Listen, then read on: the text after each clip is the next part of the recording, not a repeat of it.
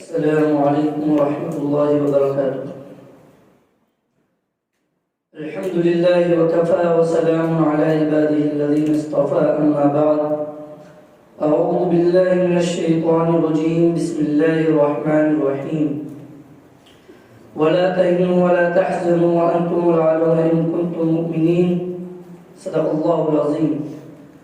قال النبي صلى الله عليه وسلم: تركت فيكم أمرين لن تضلوا ما تمسكتم بهما کتاب اللہ و سنتی. محترم حضرات اور عزیز مہمان اور حاضرین جلسہ، آج کے اس مسابقتی پروگرام میں جس عنوان پر آپ سے گفتگو کرنا چاہتا ہوں وہ ہے مسلمانوں کے زوال کے اسباب اور ان کا حل. اللہ سے دعا ہے کہ مجھے صحیح بات کہنے کی اور آپ حضرات کو صحیح بات سمجھنے کی توفیق عطا فرمائے.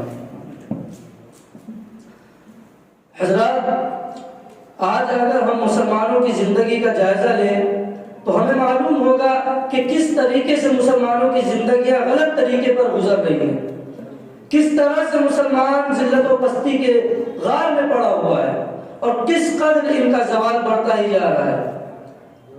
حالانکہ یہ وہی مسلمان ہیں جن کا کبھی دنیا میں چرچا ہوا کرتا تھا، جن کی تعریفیں کرتے ہوئے لوگوں کی زبانیں تھکتی نہیں تھی، اور ہر شخص ان مسلمانوں کی عزت کرتا تھا خواہ وہ کسی بھی مذہب کا ماننے والا ہو. لیکن آج مسلمان ان تمام چیزوں سے کوڑے ہو چکے ہیں. آخر ایسا کیوں ہوا؟ اس زوال کا سبب کیا ہے؟ کیوں مسلمانوں کا زوال بڑھتا جا رہا ہے اور ختم ہونے کا نام نہیں لے رہا ہے؟ تو اس کی بہت سی وجوہات ہیں. اس میں سب سے اہم وجوہات 3 ہیں اور ان 3 میں بھی سب سے 2 اہم وجوہات ہیں. نمبر 1، اللہ کی محبت اور اس کی اطاعت کا نہ ہونا. اور اللہ سے محبت ہمیں تب ہوتی ہے جب ہم اللہ کے قریب ہوتے ہیں، اور اللہ سے قریب کرنے والی اگر کوئی چیز ہے تو قرآن مجید ہے، اللہ کی کتاب ہے. لیکن آج اگر ہم مسلمانوں کی زندگی کا جائزہ لیں تو معلوم ہوگا کہ کس طریقے سے مسلمانوں کی زندگیاں غلط طریقے پر گزر رہی ہیں. ان کی زندگیوں میں قرآن دور دور تک نظر نہیں آتا، بلکہ مسلمانوں کا تو ہر عمل اس کے خلاف ہو چکا ہے. اور جب تک مسلمان اس قرآن پر عمل نہیں کریں گے کبھی کامیاب نہیں ہو سکتے. اور جب مسلمانوں نے اس کتاب اللہ پر عمل کیا تو انہوں نے اسلام کا جھنڈا دنیا میں گاڑا تھا، اور جب اس کو ترک کیا تو ذلت و پستی کے غار میں دبے رہ گئے. اسی کو علامہ اقبال نے کہا تھا، وہ معزز تھے زمانے میں مسلمان ہو کر اور تم خوار ہوئے تاریخ قرآن ہو کر. اور حضرت عمر رضی اللہ عنہ سے مروی ہے کہ اللہ کے رسول صلی اللہ علیہ وسلم نے فرمایا، ان اللہ یرفع بهذا الكتاب اقواما ويضع به آخرین. اسی کتاب کے ذریعے اللہ قوموں کو عروج بخشتا ہے اور اسی کے ذریعے دوسری قوموں کو گرا دیتا ہے. لہذا یہ پہلا سبب ہے ہمارے زوال کا. اور دوسرا سبب اللہ کے رسول صلی اللہ علیہ وسلم کی محبت اور اس کی اطاعت سے غفلت. آج ہر مسلمان عاشق رسول ہونے کا دعویٰ کرتا ہے، لیکن اگر اس کی زندگی پر غور کیا جائے تو اس کی زندگی میں سنت دور دور تک نظر نہیں آتی. بلکہ ہمارا تو حال یہ ہے کہ ہم کو اپنے رسول کی سنتوں پر عمل کرتے ہوئے شرم آتی ہے، ہم کو اور محسوس ہوتی ہے. ہم سامنے والے کا لحاظ کرتے ہیں کہ دوسرا کیا کہے گا، لوگ کیا کہیں گے.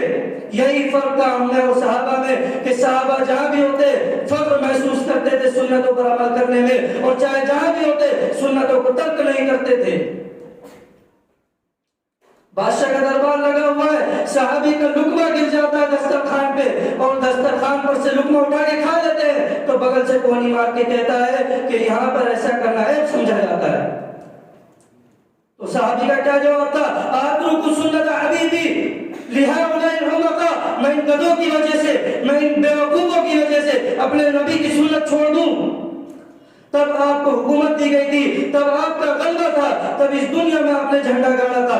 جب آپ نے اس کو چھوڑا تو آپ اس ذلت و پستی کے غار میں آج بھی دبے ہیں. اور جب تک آپ اللہ کے رسول چیزوں پر عمل نہیں کریں گے آپ کبھی زندگی میں کامیاب نہیں ہو سکتے۔